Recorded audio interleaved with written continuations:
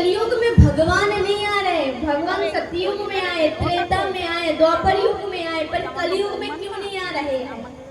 हम कलयुग के जीव बहुत चतुर है, इसलिए नहीं आ रहे। नंदरानी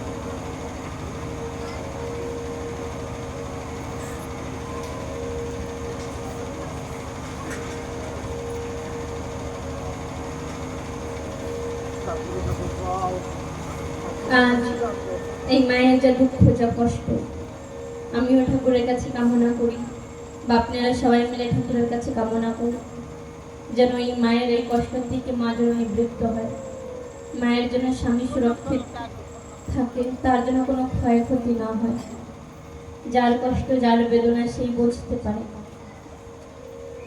আমাদের হাতে তো কিছুই নেই, আমরা তো কিছুই পারবো না করতে, তবে যদি ঠাকুরের কাছে একটু কামনা করি, এত মানুষের ভিতরে যদি আমরা সবাই মিলে ঠাকুরের কাছে কামনা করি, ঠাকুর মনে হয় কারোর কথা তো শ্রবণ করবে। তা আসলে আমরা সবাই মিলে ঠাকুরের কাছে কামনা করি, ঠাকুর যেন এই মায়ের সমস্ত দুঃখ কষ্ট থেকে মাকে নিবৃত্ত মুক্তি দেন। এতটুকু ছোট একটা শিশু, এত সুন্দর, এত ভালো।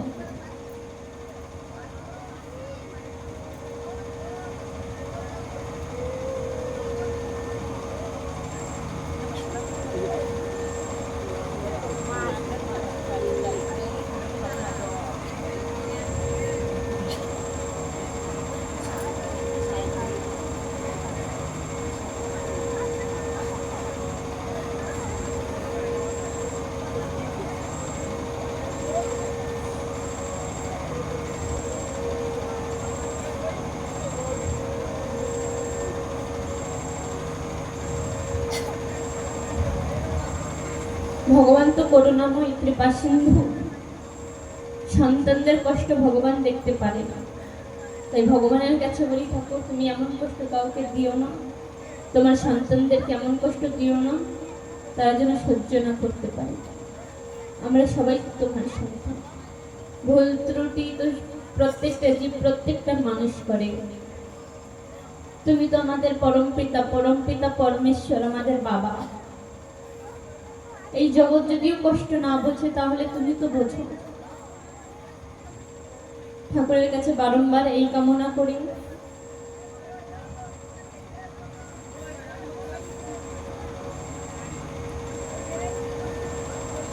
আজকে কত না গিয়ে বলছে নন্দরানীকে, নন্দরানী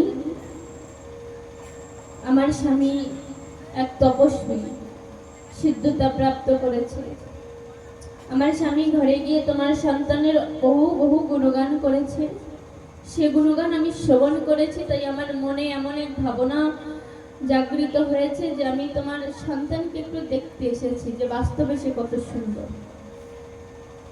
নন্দরানী মনে মনে ভাবনা করলো যে আমার সন্তান শুধুমাত্র আজ 6 দিন মাত্র তার বয়স হয়েছে, আজই আমার সন্তানকে দেখতে বড় ঋষি সাধবী এসেছে, এর চেয়ে বড় সুন্দর ভালো কথা আর কি হতে পারে।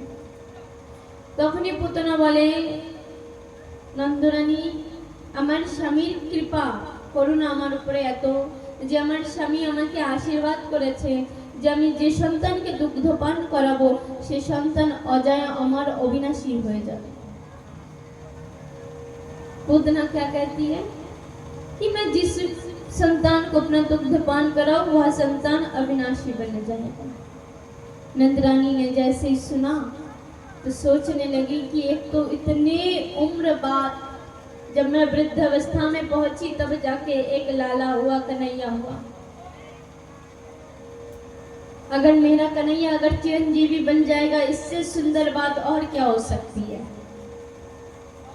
नंदरानी ने अपने कन्हैया को, लाला को पूतना के गोद में दिया और पूतना के गोद में देकर कहने लगी, बहन यदि तुम्हारे स्तन दुग्ध पान करने से मेरा लाला यदि अविनाशी बन जाता है तो तुम मेरे लाला को अपना दुग्ध पान कराओ। ये कहकर नंदरानी घर से उस कक्ष से बाहर चली आई। नंदरानी के पीछे पीछे समस्त गोपियां भी उसी घर से बाहर चली आई। आगे चल के बड़े भाव में बड़ी सुंदर कथा आती है कि पूतना कहने लगी मन ही मन, जैसे ही नंदरानी निकली तो पूतना कहती है मोहे मौको मिल गया, मुझे अवसर मिल गया। भगवान कहते हैं मन ही मन, अरे मासी जी तोहे मौको मिलो नहीं जे हमने तोहे मौको दियो है। मासी जी तुमको कोई मौका नहीं मिला, हमने तुमको मौका दिया है तब जाके तुमको मौका मिला है। इस संसार में मेरे अनुमति के बिना एक पत्ता भी नहीं हिलता और तुम मेरे कक्ष तक मेरे पास चली आई। मेरी अनुमति थी, मेरी कृपा थी तुम पर, इसीलिए तुम आई हो। इसमें एक बड़े भाव से भागवत जी में एक बड़ी सुंदर कथा आती है। हनुमान प्रसाद पोद्दार जी जिन्होंने बड़े बड़े ग्रंथों की रचना की, उन्होंने भी बड़ी सुंदर दृष्टिकोण से बताया है कि जब पूतना उस कक्ष में जहाँ लल्ला था उस कक्ष में जब पूतना प्रवेश करती है उस समय भगवान अपने नेत्र को बंद कर देते हैं, आंखें बंद कर देते हैं। क्यों? क्योंकि वो पूतना का मुख दर्शन नहीं करना चाहते। अब बड़े बड़े भावकों ने बड़े सुंदर भाव से अपना अपना भावनात्मक दृष्टिकोण रखा। क्या? सबसे पहले किसी भावक ने कहा है कि पूतना को देखकर भगवान ने नेत्र बंद कर दिए, इसका कारण ये है कि भगवान को शर्म आ रही थी, भगवान को शर्म लज्जा आ रही थी।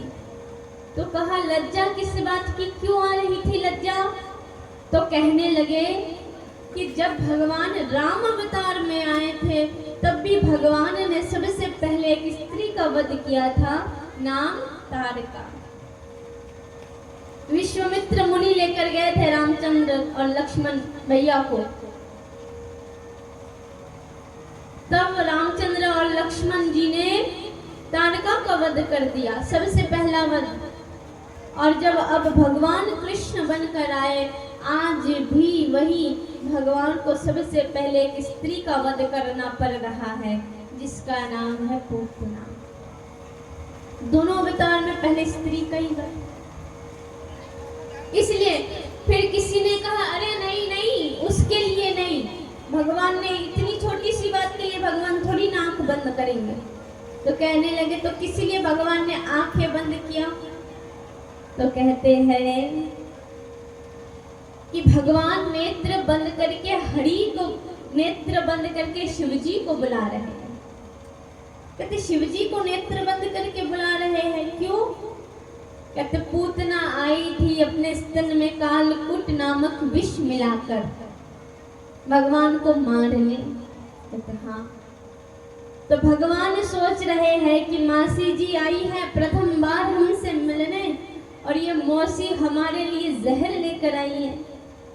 ये जहर तो मेरे विभाग में नहीं है, मैं जहर नहीं पी सकता, क्योंकि भगवान का जन्म किस लिए हुआ? माखन मिश्री खाने के लिए। जब तक वो थे तब तक जीवन भर केवल माखन और मिश्री भगवान ने ग्रहण किया।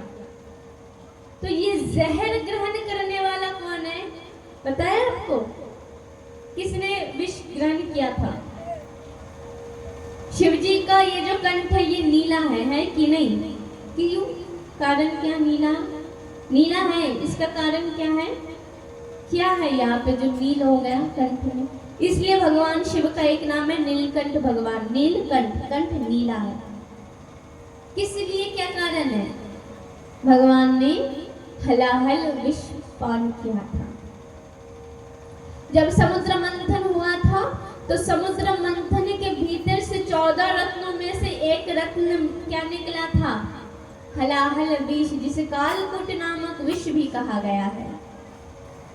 तो ये जब समुद्र मंथन से यह विष निकला तो इस विष को देखकर सभी देवता दैत्य सब भयभीत हो गए, क्योंकि यदि एक बूंद भी विष इस धरती पर गिरा तो धरती नष्ट हो जाएगी।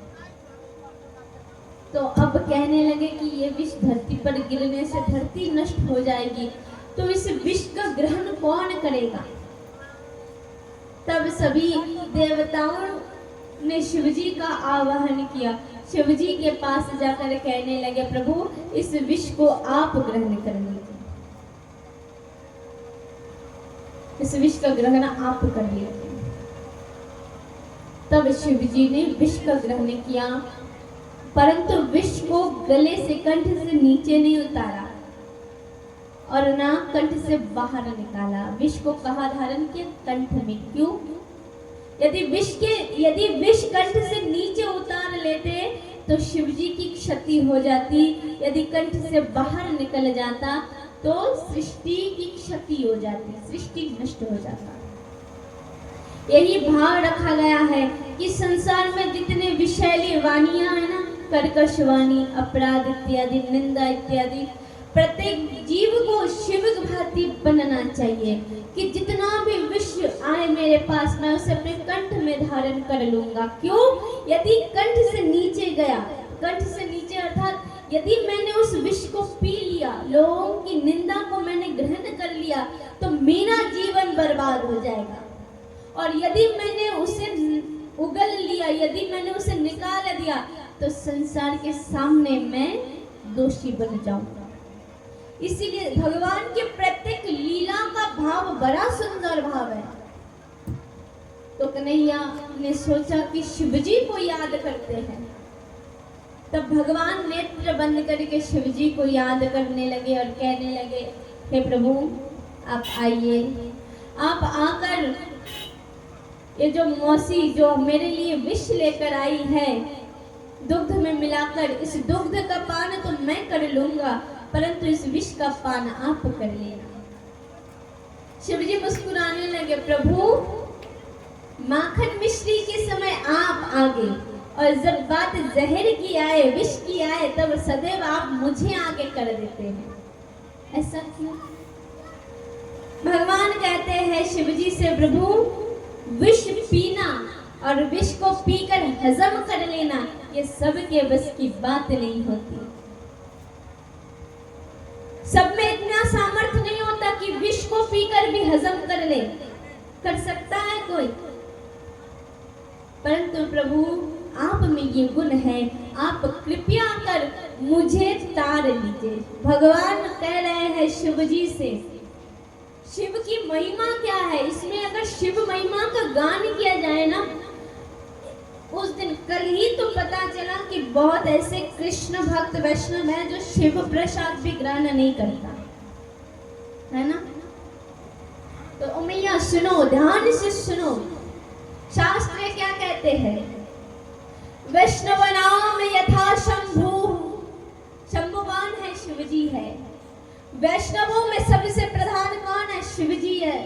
यदि कहा जाए ना वैष्णव, तो तिलक, मैं तिलक पहनूं, कंठी पहनूं, माला धारण करूं, मैं वैष्णव नहीं हूं। वैष्णव यदि कोई है तो परम शिव है वैष्णव। वैष्णव यदि कोई, कैसा वैष्णव? जिनकी जटाओं में गंगा रूपी भक्ति विद्यमान रहता है सदा सर्वदा। कहते शिव जी सदैव आपने देखा होगा कि शिव जी समाधि में रहते हैं, समाधिस्थ ध्यान मग्न होकर एक निष्ठा। किनका चिंतन करते हैं? सच्चिदानंद परम धाम की, सच्चिदानंद परम धाम की चिंता करते हैं। अब कहते हैं कि जो शिव को नहीं जानता वो कृष्ण भक्त हो ही नहीं सकता। जो शिव भक्त नहीं बना वो कृष्ण भक्त बन ही नहीं सकता। प्रमाण चाहिए तो अनेक प्रमाण है। रामेश्वरम, जहाँ राम सेतु का निर्माण कराया गया है ना, रामेश्वरम में राम सेतु, उस स्थान का नाम रामेश्वरम क्यों पड़ा? किस कारण से पड़ा? रामेश्वरम का अर्थ क्या होता है? कहते जब राम सेतु का निर्माण करेंगे तो कुछ वस्तु, घर इत्यादि बनाने से पहले किसी इष्ट की पूजा की जाती है कि नहीं? कोई यदि घर बना रहा है या घर बन चुका है, यदि मैंने कोई घर बनाया है तो घर में प्रवेश करने से पूर्व मैं जिसे मानती हूँ, यदि मैं कृष्ण को मानती हूँ तो उनकी पूजा, यदि मैं शिव को मानती हूँ तो उनकी पूजा करूंगी, फिर मैं गृह प्रवेश करूंगी। ये नियम है, इष्ट पूजा का नियम है। राम के इष्ट कौन है? यहाँ राम सेतु बनाने से पहले राम ने शिव की पूजा की। यह दृष्टिकोण क्या दर्शाता है कि राम का इष्ट देवता कौन है? शिव है। राम का इष्ट देवता शिव है। तो जब शिवलिंग इत्यादि बनाकर पूजन हुआ, शिव जी प्रकट हुए, तब शिव जी ने कहा प्रभु आपने मुझे अपना इष्ट माना, जबकि आप मेरे इष्ट है, परंतु आपने मुझे अपना इष्ट मानकर मेरी पूजा की है। तो इस स्थान का नाम, जिस स्थान में, जिस जगह में आपने ये पूजा की, इसका कुछ सुंदर नाम होना चाहिए। तो कहने लगे क्या नाम? विचार करने के बाद उस स्थान का नाम पड़ा रामेश्वरम। रामेश्वरम क्यों? राम कहने लगे कि राम का जो ईश्वर है वो शिव है, इसलिए इस स्थान का नाम रामेश्वरम है। परंतु शिव कहने लगे कि मेरा जो ईश्वर है वो राम है, इसीलिए इस स्थान का नाम रामेश्वरम है। राम कहने लगे कि राम का जो ईश्वर है शिव है, इसीलिए रामेश्वरम है। शिव कहने लगे कि मेरा जो ईश्वर है वो राम है, इसीलिए ये रामेश्वरम है। अब बताइए किसमें क्या भेद करे? जो लोग भेदभाव की दृष्टि से रहते हैं ना, उमा एक बात कहे, सबके पास दो नेत्र हैं, सबके पास दो नेत्र, तो मैं क्या दो दिख रही हूँ? मैं तो एक ही दिख रही हूँ कि व्यास जी अकेली बैठी है। नेत्र तो दो है, परंतु मैं एक कैसे दिख रही हूँ? मुझे भी तो दो ही देखने, दो नेत्र से दो देखो ना, दो नेत्र से दो देखो। नेत्र तुम्हारे पास दो है, मुझे दो देखो, पर नहीं देख सकते। क्यों? क्योंकि नेत्र हमारे ठीक है, नेत्र अच्छे हैं, इसलिए दो नेत्र से एक दृश्य दिख रहा है। जिस दिन दो नेत्र से दो दृश्य दिखने लगे, उस दिन सोच लेना कि नेत्र में गड़बड़ी है। उसी प्रकार राम हो, कृष्ण हो, हरि हो, सब एक है, इसमें भेद ना करो। जिस दिन भेद करना शुरू कर दोगे कि सब अलग अलग है, सोच लेना उस दिन नेत्र खराब है, उस दिन नेत्र खराब है मैया। जिसकी जटाओं में स्वयं गंगा रूपी भक्ति विद्यमान है, जिसे भगीरथी कहा गया है, और हम कहते हैं हम कृष्ण भक्त है इसलिए प्रसाद नहीं खाएंगे। अरे कृष्ण भक्ति करनी है तो शिव भक्ति करो। शिव भक्ति करते करते जिस दिन शिव प्रसन्न होंगे, उस दिन तुम्हें वरदान स्वरूप कृष्ण भक्ति देंगे। कोई सीधे कृष्ण भक्त नहीं हो सकता, पहले शिव पूजा करनी पड़ती है, शिव को आराध्य मानना पड़ता है। हमारे जो कुल देवता देवी वो गौरी और शिव है। हमारा जो घर है ना, प्रमुख घर एक नंबर से है रामनगर देवपुर पंचायत। हमारा जो घर है उसमें अभी भी प्रतिमा मूर्ति बना के पूजा होती है हर साल शिव गौरी की। हम वही हमारा आराध्य है और वही शिव पूजा। ये प्रमाण मैं स्वयं हूँ, ये प्रमाण मेरे पिता है, ये प्रमाण मेरा परिवार है कि शिव पूजा करते करते आज यहाँ तक कृष्ण भक्ति तक आ पाई। कृष्ण भक्त तो नहीं हो पाई हूँ, पर कुछ मात्रा में कृष्ण भक्ति के मार्ग तक आ पाई हूँ। वो शिव की कृपा है।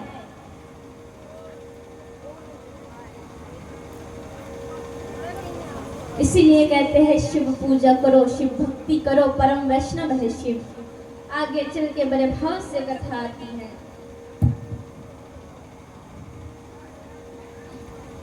क्या शिव जी भगवान के कंठ में विद्यमान हो गए।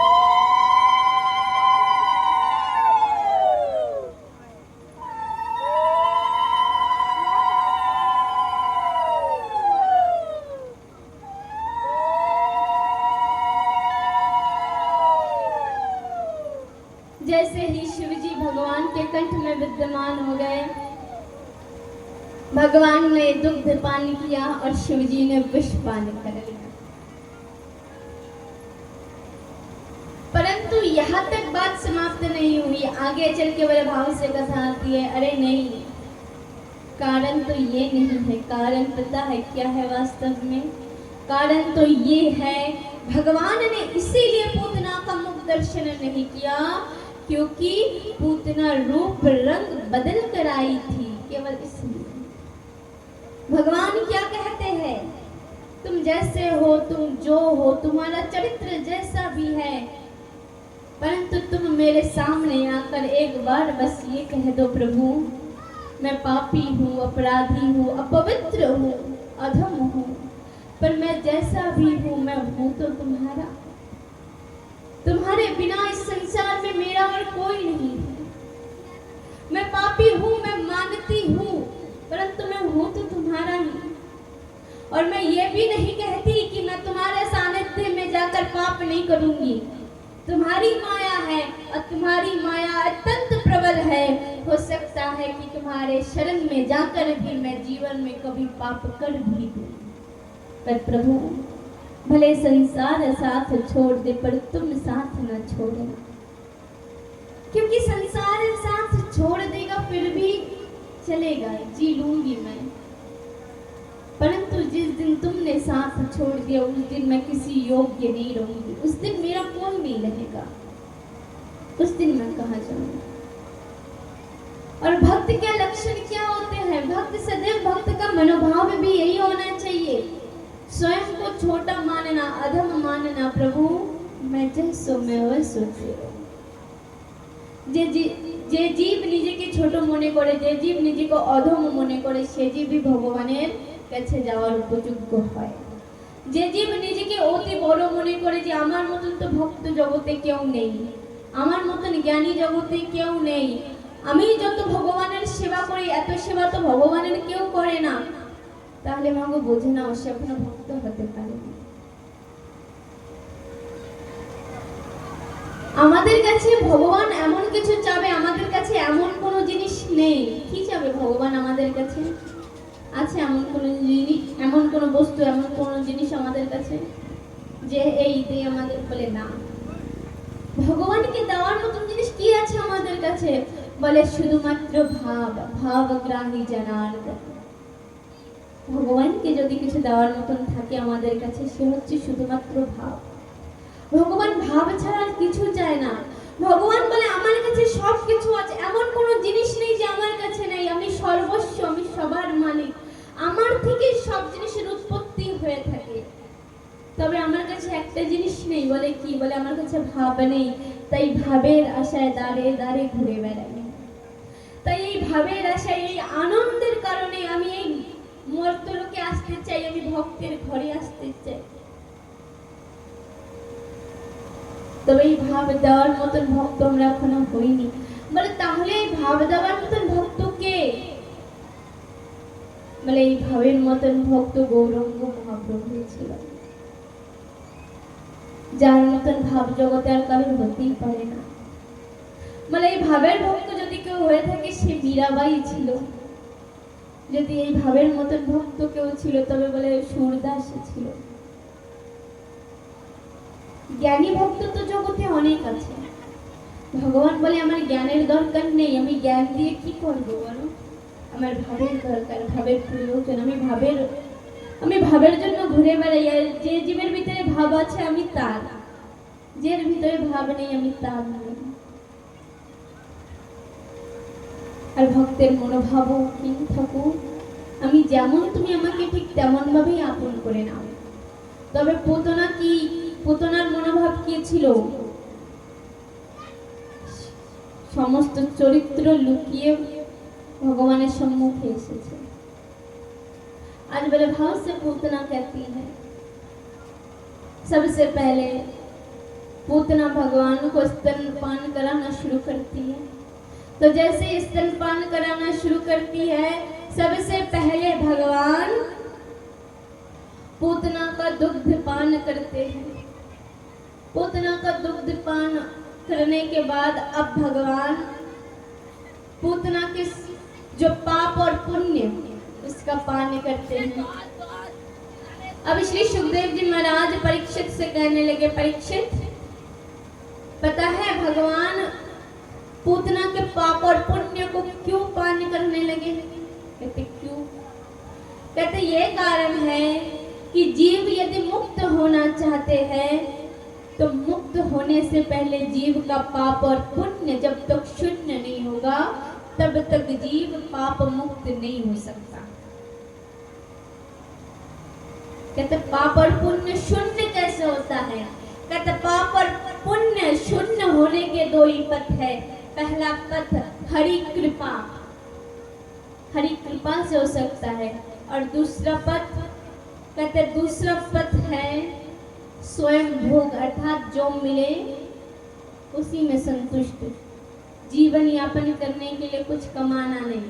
पहला, इससे पुण्य क्षय होता है।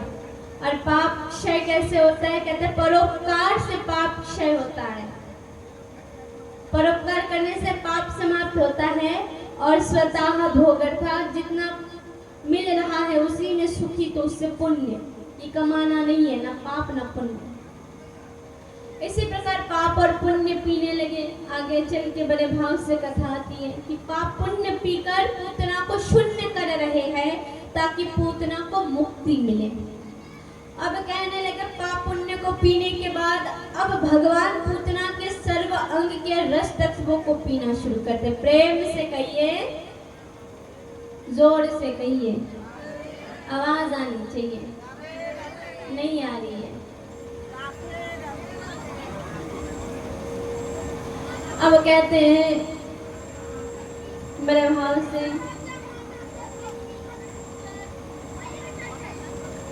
कि अब भगवान पूतना के सर्व अंग के रस तत्वों को पीना शुरू करते हैं।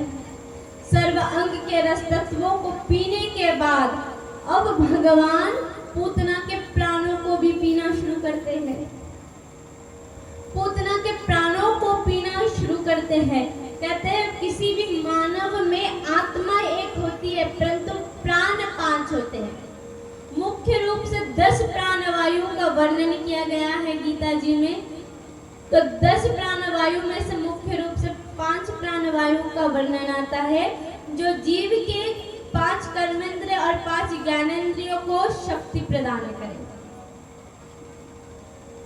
अब कहते 5 ज्ञानेंद्रिय 5 कर्मेंद्रिय को शक्ति प्रदान करने वाले जो इंद्रिय, जो प्राण है, प्राण है वायु कौन? कहते आपान, व्यान, उदान, समान और प्राण, ये 5 प्राण है। अब कहते 5 प्राणों का कर्म क्या है? जो पंच प्राण है इसका कर्म क्या है? क्या करता है पंच प्राण? कहते आत्मा को शुद्ध रखता है। कैसे? कहते जिस प्रकार कोई किसान खेती करता है ना, किसान खेती करता है, तो अब जब खेती करता है तो देखना कि घेरा लगाता है। चारों ओर से घेरा किस लिए लगाता है? ताकि ताकि कोई पशु उसे नष्ट ना करे। उसी प्रकार जो आत्मा है, आत्मा शुद्ध रहता है सदैव, आत्मा कभी अशुद्ध नहीं होता। आत्मा को शुद्ध कौन रखता है? कहते हैं 5 प्राण आत्मा को शुद्ध रखते हैं, जो घेरा बन के चारों ओर से भ्रमण करते रहता है। कोई व्यक्ति जब मरता है, आपने देखा है ना व्यक्ति को मरते हुए, व्यक्ति जब मरता है तो देखा है कि वो देखना कम हो जाता है उनका, कि पहचान नहीं पाते ये कौन है, तो देखना कम हो जाता है, उसके साथ साथ बोल नहीं पाते, चल नहीं पाते। क्यों? कहते हैं आत्मा निकलने से पहले 5 प्राण निकलते, प्राण वायु निकलता है। जब प्राण वायु निकलना शुरू होता है तो इंद्रियों की शक्ति कम हो जाती है। जब इंद्रियों की शक्ति कम हो जाती है तब जीव में ये पहचान की जीव देखना कम हो जाता है, बोलना कम, चल नहीं पाता, ये प्राणवायु की। तो अब भगवान पूतना के प्राणों को पीना शुरू करते हैं। अब जैसे ही प्राणों को पीना शुरू करते हैं, पूतना के सर्व अंग में जलन ही जलन, ऐसी जलन की अब पूतना वास्तविक रूप में आ जाती है। चिल्लाते हुए भयावह रूप धारण करती है, अपनी वास्तविक रूप का धारण करती है। वास्तविक रूप का धारण करने के बाद आकाश मार्ग में उड़ते उड़ते सीधे, और कहते दूसरी ओर जैसी आवाज हुई, नंद रानी, ग्वाल बाल गोपियां सब पीछे पीछे दौड़ने लगी। भगवान पूतना के वक्षस्थल से लगा हुआ, पूतना उड़ रही है, पीछे पीछे गोप गोपी, नंद रानी तो मूर्छित होकर गिर पड़ी, और पूतना उड़ते उड़ते सीधा नंद भवन के पीछे एक उद्यान, उस उद्यान में धन से जाके गिर पड़ती है। जैसे धन से गिर पड़ती है, भगवान अभी भी कृपा निधि अभी भी उनके वक्षस्थल से लगे हुए। कहते पूतना का जो शरीर है, उस शरीर का वर्णन किया गया 18 किलोमीटर का, पूरा 6 कोस का शरीर, 18 किलोमीटर का इतना बड़ा शरीर, इतने बड़े बड़े हाथ पांव, और उसके ऊपर कन्हैया बैठ के खेल रहे हैं। सभी गोप गोपी इत्यादि सोचने लगे, क्या सभी सोचने लगे कि कन्हैया को उतने ऊपर से कैसे लेकर आए, कोई कारण कुछ तो हो, कैसे लेकर आए। तो उपाय क्या बताया कि सीढ़ी लगाएंगे, और सीढ़ी लगा के, जिसे हम बंगला में मोई बोलते हैं, तो सीढ़ी लगाएंगे, मोई लगाएंगे, उस पर चढ़ेंगे, कन्हैया को लेकर। वही किया, चढ़े, कन्हैया को लेकर नीचे आए। गोकुल में यह घटना घट रही है, परंतु नंद बाबा नहीं जानते। क्यों? क्योंकि नंद बाबा तब कंस के बुलाने पर मथुरा गए हुए थे कर देने। जैसे अभी टैक्स लगता है, जीएसटी सरकार को देना पड़ता है, पहले कर दिया जाता था, राजा महाराजाओं को कर देते थे, तो नंद बाबा कर देने गए हुए थे, इसलिए उन्हें कुछ नहीं खबर, कुछ नहीं पता। दूसरी ओर कन्हैया को लेकर आए, नंद रानी की गोद में जैसे दिया कन्हैया को,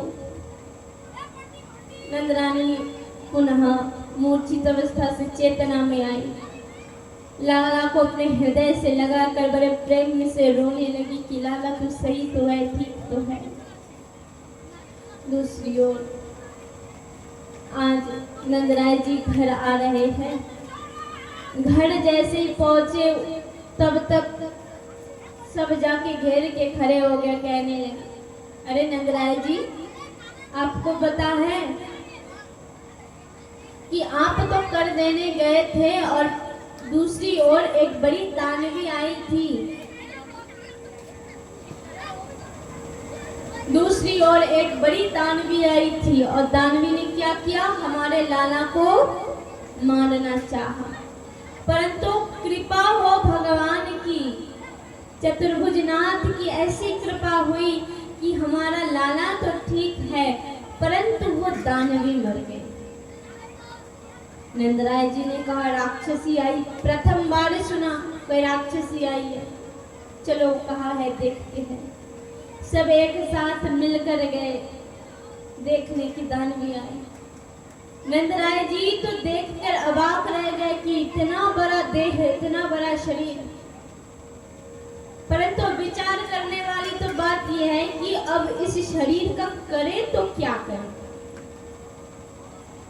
इस शरीर का क्या किया जाए। तो बड़े भाव से उपाय करने लगे। इतने बड़े शरीर का एक काम करते हैं नंदराय जी, इसको काट कर छोटे छोटे टुकड़े बनाकर यमुना में बहा देते हैं। प्रेम से कहिए, जोर से कहिए, आवाज नहीं आ रही।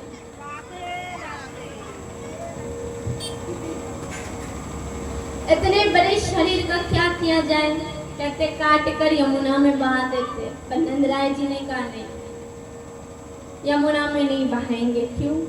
क्योंकि उस समय गोकुलवासी यमुना का जल पान करते थे, तो यमुना का जल तो दूषित हो जाएगा। तो किसी ने कहा एक काम करते हैं नंदराय जी, इसको ऐसे ही छोड़ देते, सर गल कर सरेगी गलेगी तो नष्ट हो जाएगी। पर नंदराय जी कहते अरे नहीं नहीं, इसे ऐसे नहीं छोड़ सकते, यदि ये सरेगी तो संक्रमण रोग फैलेगा। अब संक्रमण रोग पता है क्या होता है?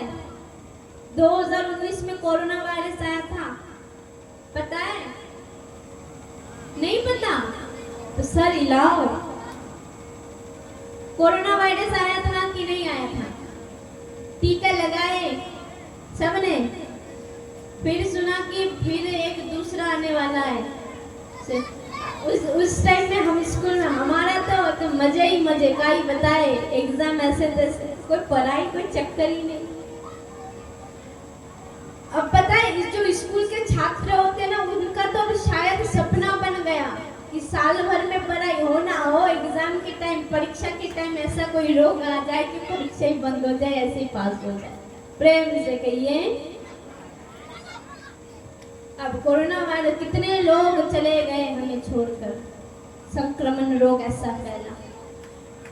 तो नंदराय जी कहने लगे नहीं, इसको हम ऐसे नहीं छोड़ सकते, संक्रमण रोग फैलेगा। तो अब कहते संक्रमण तो क्या किया जाए, अंत में क्या उपाय किया जाए। तब नंदराय जी ने कहा हम एक काम करते हैं, इसके छोटे छोटे टुकड़े करेंगे। क्यों?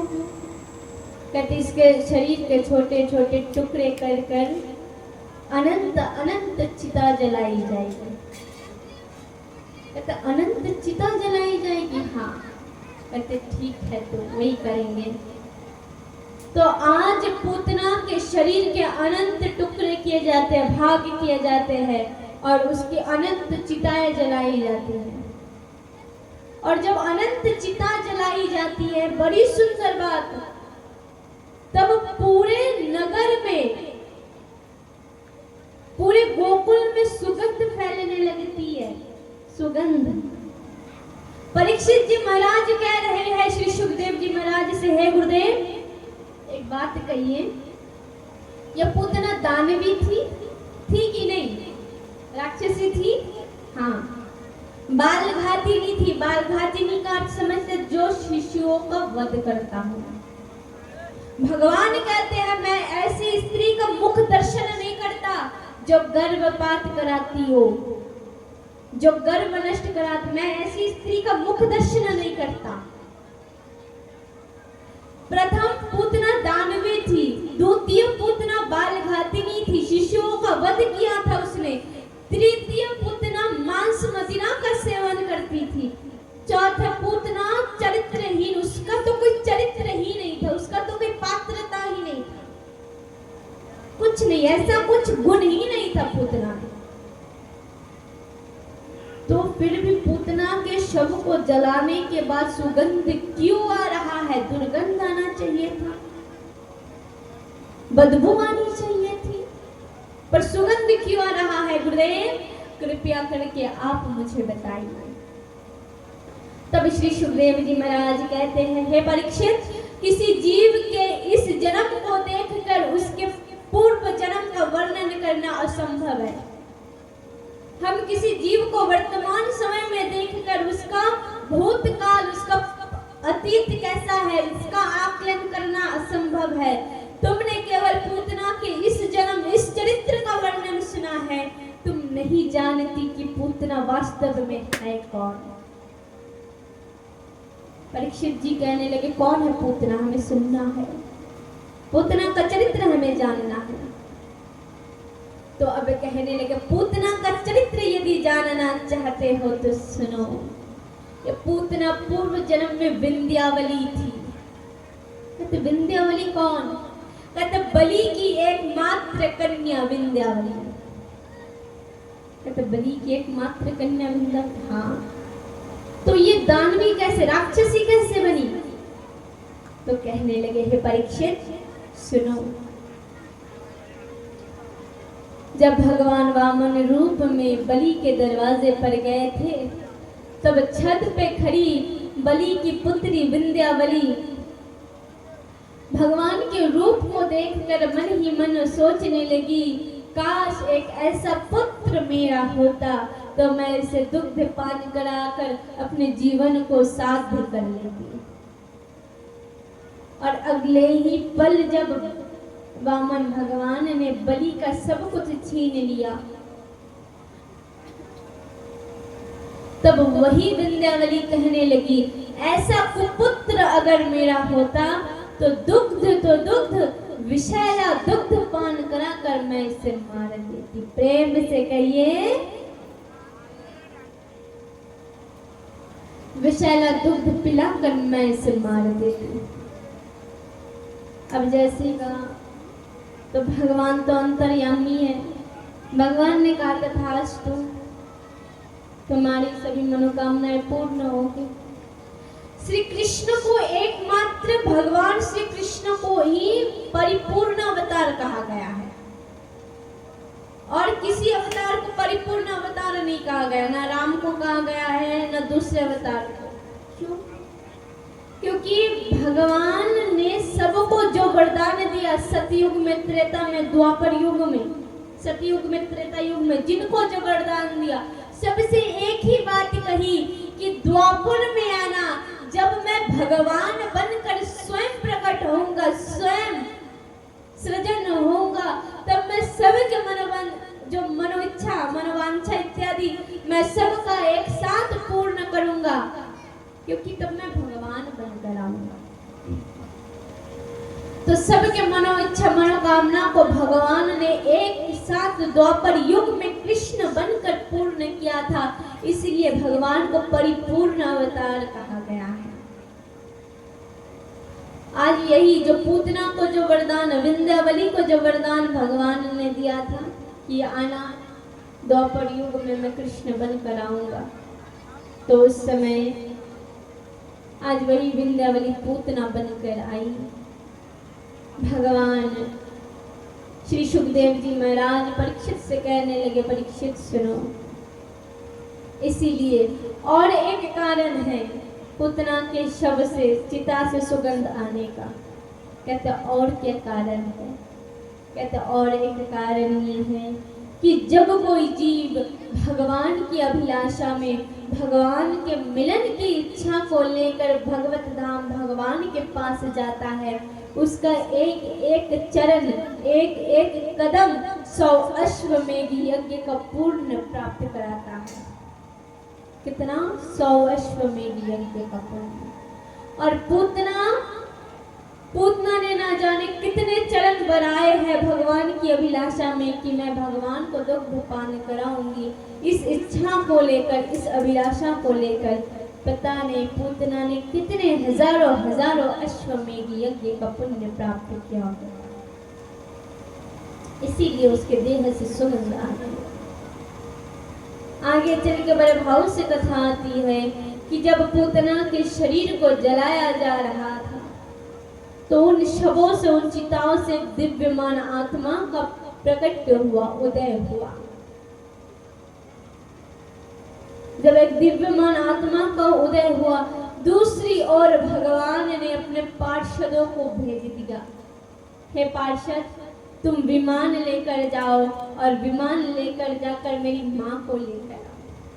पार्षद कहने लगे, प्रभु जो दानवी तुम्हें मारने, आपको मारने गई थी, आपने उसे भी मातृत्व का, माँ का दर्जा दिया? कहते हाँ, उसने मुझे स्तनपान कराया, दुग्ध पान कराया, वो मेरी माँ है। मेरी माँ को मैंने मुक्ति प्रदान की, तुम लेकर आओ उसे।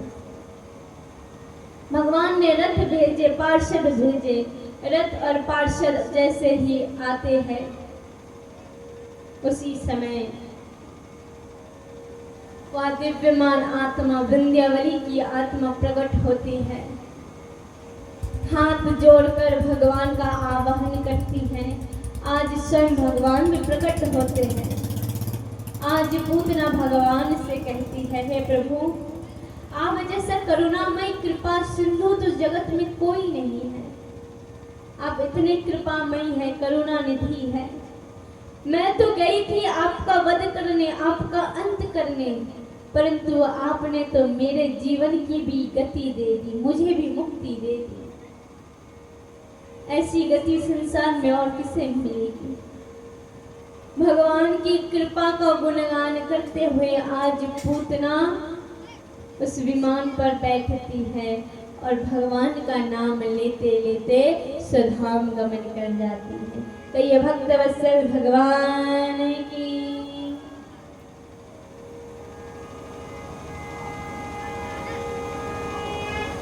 इसी प्रकार पूतना का चरित्र श्री सुखदेव जी महाराज परीक्षित को श्रवण कराते हैं।